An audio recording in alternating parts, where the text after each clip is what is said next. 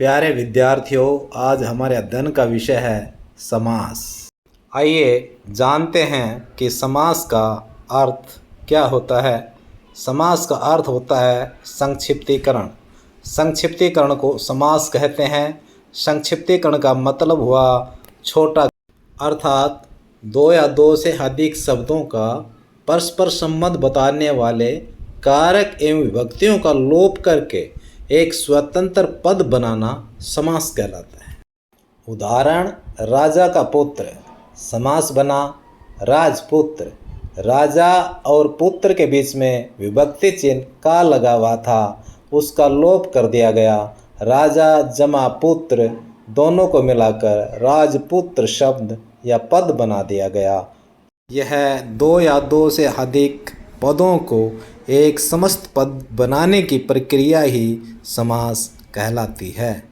समस्त पद क्या होता है? समस्त पद परस्पर संबंध रखने वाले दो या दो से अधिक पदों को मिलाकर एक बनाना समस्त पद कहलाता है।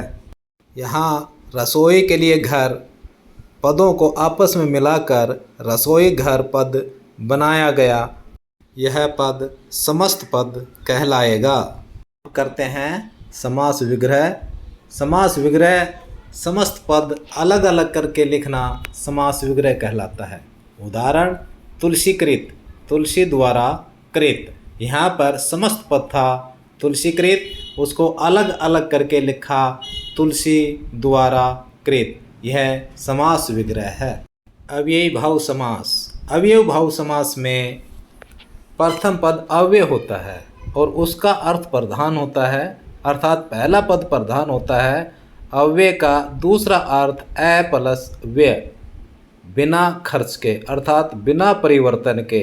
अव्यय भाव समास का जो पहला पद होता है वो हमेशा एक जैसी स्थिति में बना रहता है, अर्थात उसमें लिंग, वचन, कारक, पुरुष, काल आदि के कारण कोई परिवर्तन नहीं होता, इसीलिए उसे अव्ययी भाव समास कहा जाता है। उदाहरण देखिए, यथाशक्ति, शक्ति के अनुसार, आजीवन, जीवन भर, प्रतिदिन, प्रत्येक दिन, यथा साध्य, जितना साधा जा सके, अनुकूल, मन के अनुसार।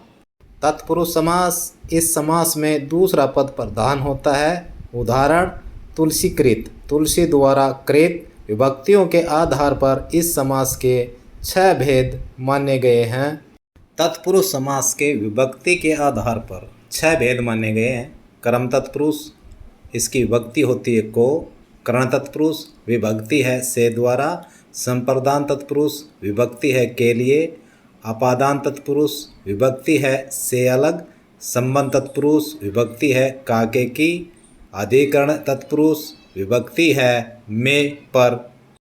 जिन विद्यार्थियों को कारक विभक्तियों के साथ अच्छी तरह से याद हैं, उन विद्यार्थियों को इन भेदों को याद करने में कोई समस्या नहीं होगी। तत्पुरुष समास का पहला भेद करते हैं कर्म तत्पुरुष समास। जहाँ दो पदों के बीच कर्म कारक हो वहाँ कर्म तत्पुरुष समास होता है। उदाहरण, रथ चालक, रथ को चलाने वाला। ग्रामगत, ग्राम को गया हुआ। माखन चोर, माखन को चुराने वाला। वनगमन, वन को गमन। इस समास में कर्म कारक को विभक्ति चिन्ह होता है। उक्त उदाहरणों में समस्त पद के अंदर को विभक्ति चिन्ह छिपा हुआ है। समस्त पद का विग्रह करने पर को विभक्ति चिन्ह स्पष्ट हो जाता है। अतः इन समस्त पदों के अंदर कर्म तत्पुरुष समास है। तत्पुरुष समास का अगला भेद है करण तत्पुरुष समास। जहाँ दो पदों के बीच करण कारक का विभक्ति चिन्ह से द्वारा हो वहाँ करण तत्पुरुष समास होता है। उदाहरण, स्वरचित, स्व द्वारा रचित। अंधकार युक्त, अंधकार से युक्त।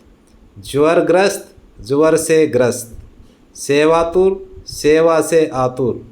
गुणयुक्त, गुणों से युक्त। याद रहे, करण कारक हमेशा साधन के रूप में प्रयुक्त होता है।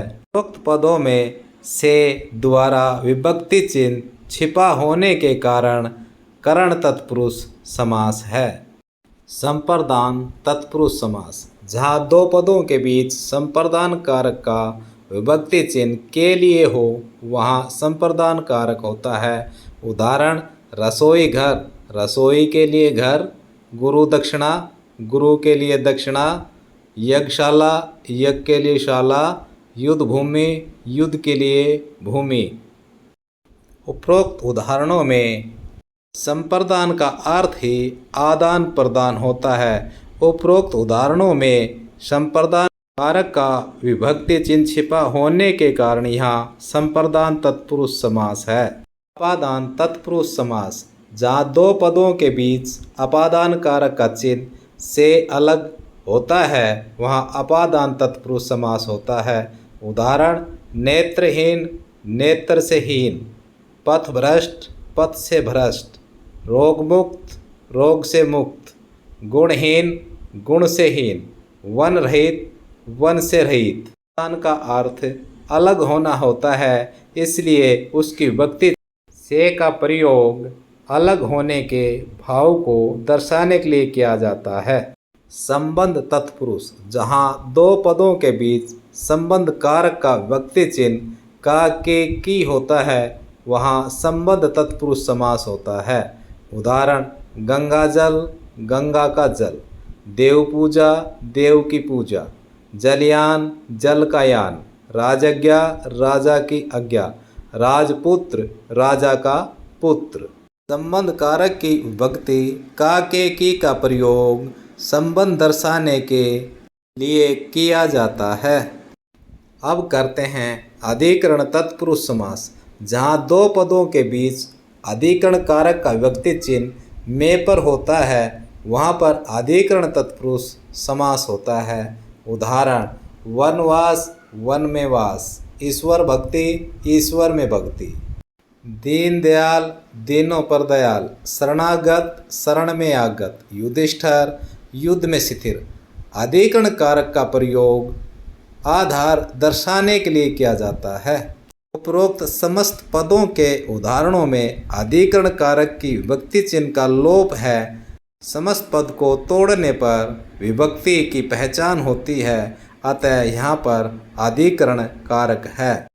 कर्मधारय समास, इस समास में एक पद विशेषण तो दूसरा पद विशेष्य होता है।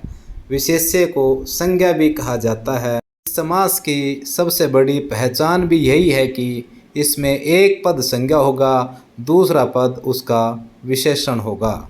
समझते हैं। नील गगन, नीला है जो गगन, यहाँ गगन की विशेषता उसका नीला रंग बताया गया है। चंद्रमुख, चंद्र जैसा मुख, अधमरा, आधा है जो मरा, नीलकमल, नीला है जो कमल, जन, सत है जो जन। उपरोक्त पदों में एक पद विशेष्य, एक पद विशेषण है, अतः यहाँ पे कर्मधारय समास है।